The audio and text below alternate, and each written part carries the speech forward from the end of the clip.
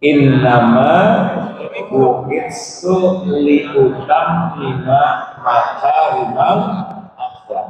Sesungguhnya aku diutus, Rasul yang bersabda, hanyalah untuk menyempurnakan kemuliaan akhlak.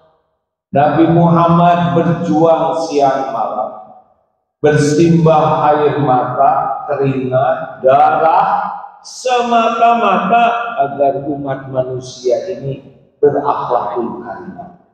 Mengapa? Karena bahagia itu adanya pada akhlakul karimah. Mulia itu adanya pada akhlakul karimah. Selamat itu kalau punya akhlakul karimah. Jadi kalau ingin tahu siapa sih orang Islam yang paling bagus Islamnya, gampang, lihat apanya? Akhlaknya. Enggak rumit. Bukan lihat sorbannya, bukan lihat gelarnya, tapi lihat akhlaknya. Ayyul mu'minina afdal. Siapa orang beriman yang paling utama? Jawaban Rasulullah, ahsanuhum khuluqan. Orang yang paling mulia akhlak. Tahu timbangan terberat di akhirat nanti timbangan apa? Salat, saum? Bukan. Timbangan terberat di akhirat adalah akhlak. Yang dibangkitkan oleh Rasulullah, yang dibangkitkan oleh Allah, yang paling dekat dengan Rasulullah nanti di yaumul akhir siapa? Yang paling mulia akhlak. Makanya kalau mau cita-cita, bercita-citalah menjadi orang yang berakhlakul karimah. Karena masalah dalam hidup ini, boleh dimatikan lampunya Pak, punten silam, enggak apa-apa. Pasti Bapak tidak tahu kan? Boleh mereka tinggal matikan lampu, ya. Masalah dalam hidup kita juga sebetulnya masalah rumah tangga juga masalah di negeri kita, lihat saja berjungkelan satu persatu. Semuanya urusan akhlak.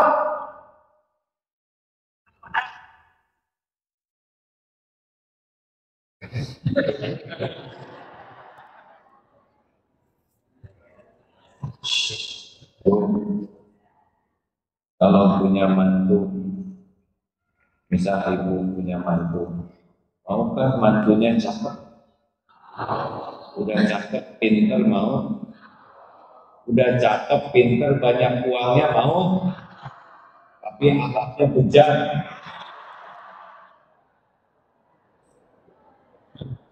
Percaya? Bu, maukah punya suami yang cakep? Yang ada di kemana ini? Mau.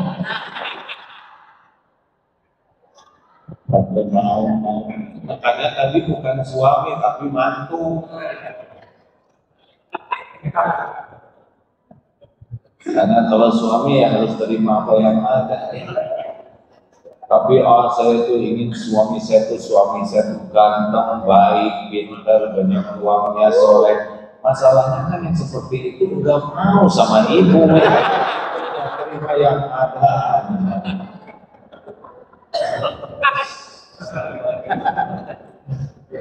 Ya bapak ketawanya enak gitu. Jadi pertanyaan kedua yang bisa jawab hadiahnya haji ya. Sama-sama ketemuannya di Arafah. Akhlak datang dari mana? Jom, dari mana? Dari hati. Benar. Semoga Bapak bisa haji. Udah belum? Belum, ya Allah, undang baik dulu. Amin. Jadi Pak, semua itu tergantung hati. Ala inna fil jasad mudghah. Idza salahat salahal jasadu kullu wa idza fasadat fasadal jasadu kullu. Ala wahyal al-qalb. Ketahuilah dalam jasad ini ada sesuatu, segumpal daging. Dia baik-baik seluruhnya, kalau dia jelek seluruhnya. Itulah yang dinamakan qalbu. Jadi mau dididik sepintar apapun, mau dilatih badan sekuat apapun, kalau hatinya tidak diperbaiki, lewat. Rasulullah SAW mendakwahi hati.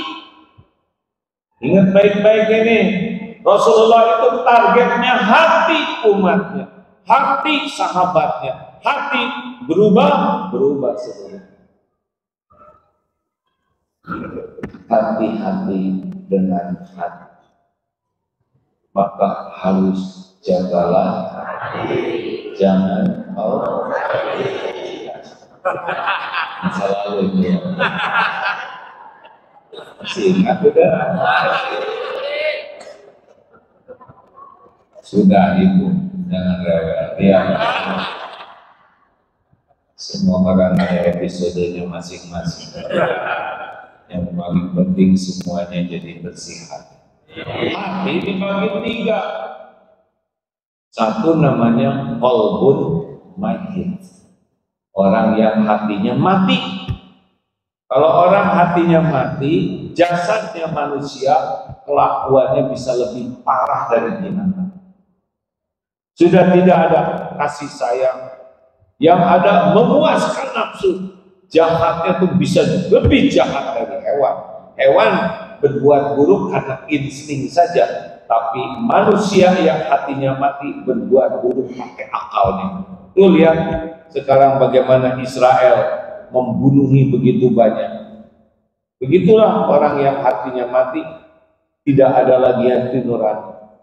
Apa yang Allah sukai dia benci, apa yang Allah benci dia suka. Begitulah intinya. Kembalikan. Nauzubillah. Di Indonesia ada yang hatinya mati, yaitu koruptor yang mengambil beras orang miskin. Bayangkan. Itu termasuk mati hatinya. 2, qalbun marid, orang yang hatinya sakit. Seperti apa yang hatinya sakit? GTA, galau tiada akhir. Orang yang berpenyakit hati cirinya 3. Walaupun dia Islam, walaupun dia sholat, walaupun dia umroh, dia sedekah, dia tahajud, tapi kalau hatinya penyakit cirinya 3. 1, selalu risau dengan yang belum terjadi. Cemas, khawatir, stres, memikirkan yang belum terjadi. Padahal belum terjadinya juga. Kayak mau pilpres, ada yang stres. Ngapain stres mikirin pilpres? Pertama, capresnya bukan saudara. Yang kedua, kita belum tentu hidup tahun depan. Siapa tahu Januari Bapak meninggal. Ya kan? Yang ketiga, Tuhan itu, kita itu adalah Allah, bukan presiden. Kita harus milih presiden menurut kita yang paling baik, yang paling amanah, paling kenal Allah, paling bagus ibadahnya, paling baik akhlaknya, paling takwa lah. Karena orang takwa bakal dibimbing oleh Allah.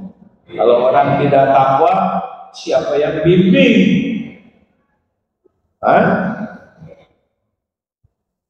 Sholat istiqoroh, coblos, selesai, nggak usah ribut. Ini teman saya pilih itu, nggak apa-apa. Tiap orang punya hak untuk milih. Kenapa jengkel? Benar? Tinggal doakan. Ternyata yang terpilih bukan pilihan saya, ya nggak apa-apa. Dari dulu juga ganti-ganti presiden, benar? Tetap aja Bapak jadi tua, benar? Perubahan yang nyata, ganti-ganti presiden itu kita jadi tua. Betul ya? Makanya ada yang ditanya, Bah, enakan mana? Zaman Pak Harto atau zaman Pak Jokowi? Ya enak zaman Pak Harto. Wah, emang gimana? Ya kan dulu istri saya masih muda. Yang nanya kemana jawabannya? Ya enakan sudah tua, jadi ingat mati, bener? Kalau muda suka lupa sama mati. Mikir. Udah habis belum waktunya? Ya sengaja jawabnya. Belum.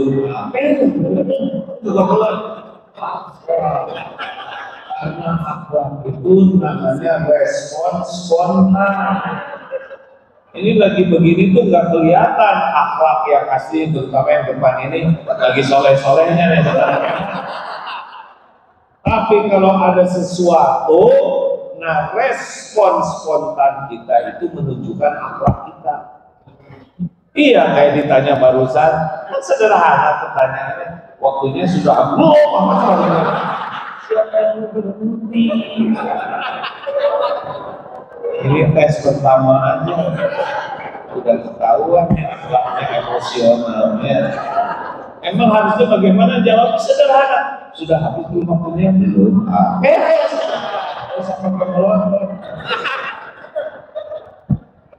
Lanjut. Yang kedua, qalbun marid, orang yang hatinya sakit, yang akan datang risau, yang sudah terjadi sedih, kecewa, nyesek. Jadi hidupnya tuh mikirin yang lalu aja. Dulu kalau saya nggak jadi nikah sama si bapak ya, udah jelas jadi suami. Dulu saya tuh punya rumah tapi dijual, udah jelas rumahnya dijual, dipikirin. Ada yang hidupnya tuh masa lalu. Ini ciri orang berpenyakit hati. Diungkit-ungkit terus, lalu udah selesai, udah nggak bisa diapa-apain. Kalau yang akan datang belum terjadi, yang sudah terjadi nggak bisa diapa-apain, malah bikin sakit hati. Ini ciri khas orang yang hidupnya berpenyakit. Jadi capek aja hidup. Makanya ciri yang ketiga, setiap waktu tuh capek hati, capek pikiran, capek hati, capek fisik, nggak ada bahagianya. Padahal sholat. Nah, yang ketiga namanya qalbun salim. Ini orang paling bahagia. Qalbun salim. Yauma la yanfa'u malu wala banun illa man atallaha biqalbin salim. Ingat hari tiada manfaat harta dan anak-anakmu kecuali yang berjumpa dengan Allah di qalbin salim, dengan hati yang selamat, hati yang bersih, hati yang sehat. Nah, inilah kalau Bapak Ibu mau bahagia di sini qalbin salim. Pertanyaan, Bapak dan Ibu kira-kira yang mana? Qalbun mahir, qalbun marid, qalbun salim? Jawab. Oh, saya lupa, ada yang kelewat. Ciri-ciri orang yang lahirnya sakit itu ngaku kalau badan pusing, sakit gigi. Nah, ciri-ciri yang berpenyakit hati enggak ngaku. Ya, ini saya kelewat. Enggak mau dikasih tahu juga, enggak mau. Ibu tuh orangnya sombong. Kata siapa saya sombong? Jadi ngakunya tuh ya enggak aja. Itu ciri orang yang berpenyakit. Lupa nanti kelewat. Jadi yang mana? Bapak Ibu tuh qalbun mayit, Qalbun marid, qalbun salim. Jelasnya. Coba yang aku qalbun salim. Acungkan tangan yang tidak punya dosa. Acungkan tangan yang dosanya sedikit.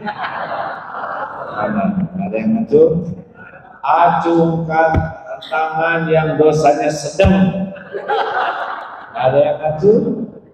Mana qalbun salim? Acungkan tangan yang merasa banyak dosa. Oh, kalau bahagia lagi